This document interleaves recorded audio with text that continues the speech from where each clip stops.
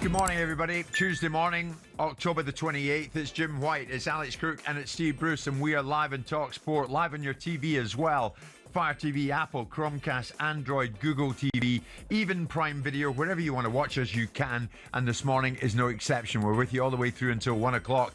And what an hour we have just had right across the lot. You do not miss a thing on this show, live in talkSPORT. Even Mr. Jordan, Lord Jordan, joining us from his hacienda in Spain. It was good to hear from Simon. Off the back of Brendan Rodgers leaving Celtic and Martin O'Neill heading back. You got the lot right here this hour. Amidst a remarkable rise at Bournemouth, we're going to be speaking to the man credited with saving the club over a decade ago. The former chairman, Jeff Mostyn, will join Steve, myself and Alex live in this very studio. That is later. In the meantime, it's time for this.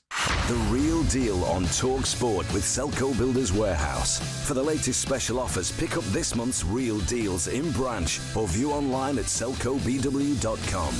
So who has been the real deal this month? It would have to be Ruben Amorim, would it not?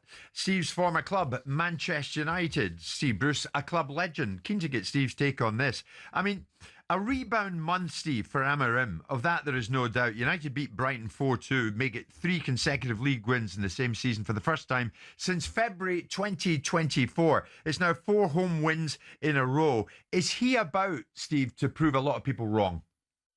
Well, certainly they've had a great few weeks. I think Alex has just reminded me that they've won 5 out of the last 7. So there's certainly been an upturn in their performances. I do believe the 2 players in particular who've caught Mbeumo and Cunha, and they've absolutely hit the ground running. They've showed what they're all about, and they've given that real cutting edge at the top end of the pitch, which maybe for a while wasn't there. I have to say he's made a big call in the dressing room to get rid of big players with big reputations. So it reminds me a little bit of Arsenal, what Arteta did a few years ago, where he's cleared out the dressing room where people are looking from afar thinking, wow, that's a big call. So he's made some big managerial calls. I think we all of us like him. We all want him to do well because underneath it all is a decent man who's a very, very good coach. And all of this, is he going to change his tactics? And is he going to do this? And is he going to do that? Obviously not. And he's stuck by him. And then, of course, I think the big thing was Sir Jim Ratcliffe coming out last week. Yeah. All of a sudden saying, if the guy needs time, whatever it takes, 3 years. Were you surprised by that, Steve? Yeah, well, yeah, of course, in management, because sometimes you don't get 3 weeks, never mind 3 years, you know. And so it was quite refreshing for him to hear. They've obviously backed him of what he wants to do because, as I said, he's made some big calls, and it looks, at the moment anyway, that things are on track a little bit, which is great to see because we all want Man U firing again. And Radcliffe doing what he did, can that it can only help. Does that have a settling effect on a dressing room? It stops all the nonsense and all the noise. Stops all the noise and said, right, here's a guy that the supporters in the ground are still, which they back every manager. You have to be honest with this. Yeah. They're quite incredible as a support towards their manager. So they're right behind him. The team are playing well at the minute. They're doing okay. So let's hope it just continues. And for the first time in a long time, Alex, maybe they've got recruitment right in the summer. Them 2 players in particular. The other one hasn't hit the ground running. Sesko, is it? That's how you pronounce it? I think he's been all right. He's done okay, He's okay. Not like the other 2 though. The other two have got that excitement. They've got that little bit of magic which Man United are used to seeing over the years. And the goalkeeper's made a huge difference as well. Maybe he could have done better on the Danny Welbeck free kick at the weekend. Maybe his positioning wasn't great for that. But for Manchester United fans, it's just a relief to see a goalkeeper who, when the ball is crossed into the penalty area, he catches it and he doesn't drop it. And I think he's just given some confidence to that defence. It sounds really simplistic. It's not a lot to ask of the goalkeeper, is it? I think it's been across the board. Now, you make a good point there. That the goalkeeper is a huge position where you have to get right. And there looks as if they've found a very, very good goalkeeper. For the first time in a long time, we're now talking with a bit of glee that the players they've brought in have brought something to the table. Yeah. And I think that's vitally important. And I think the big key to it is them 2 in particular have played in the Premier League. They're used to the Premier League, even though they're foreigners, if you quite like, if that's the right word. They've come and got used to the Premier League. They've both wanted to play for Man U, big style, which helps, of course. And they've brought a little bit of sparkle to them, which is great to see from the outside. Can I ask you about Matheus Cunha? Because a few people now have said there are similarities between him and when Eric Cantona joined your dressing room, just in terms of stature and personality. Do you see that in Matheus Cunha? Because obviously he had that bad boy reputation, as did Eric. Yeah. Well, not as bad boy as Eric.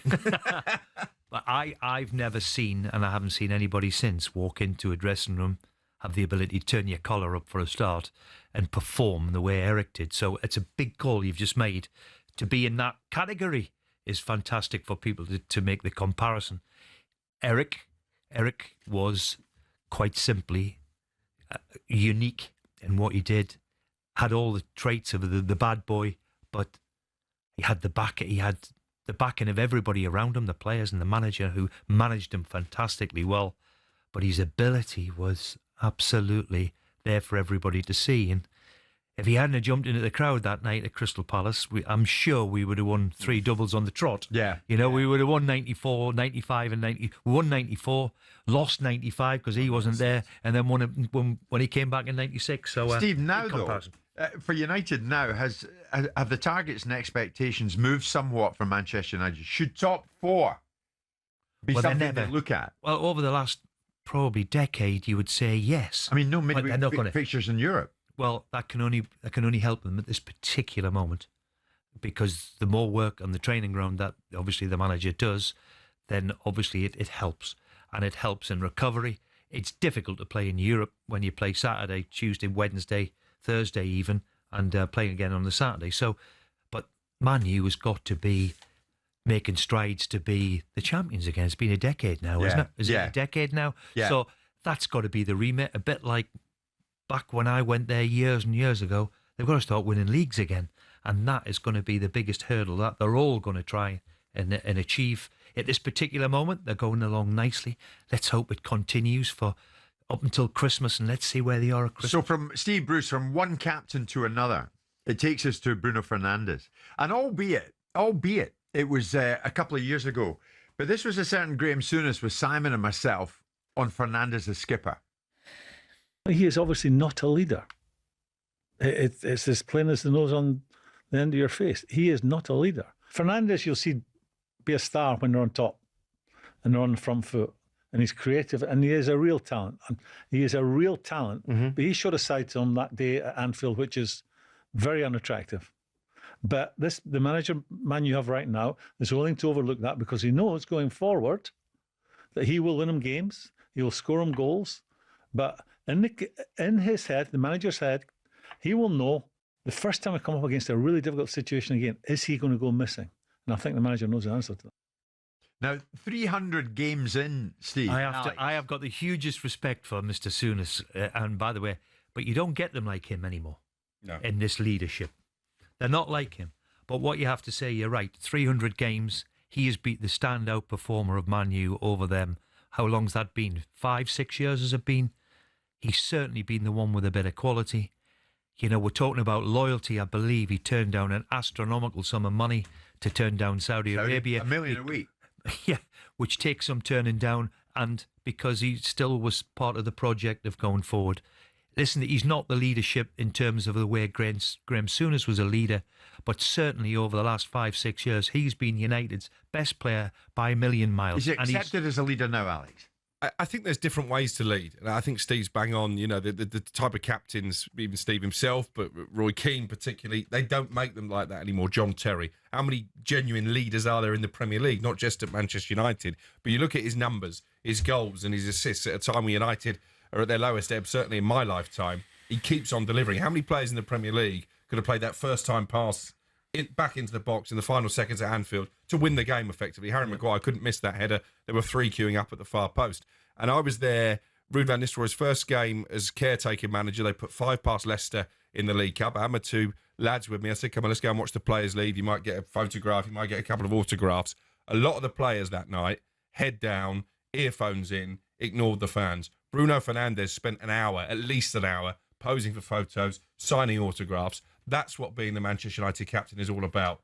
as much as screaming and shouting on the pitches.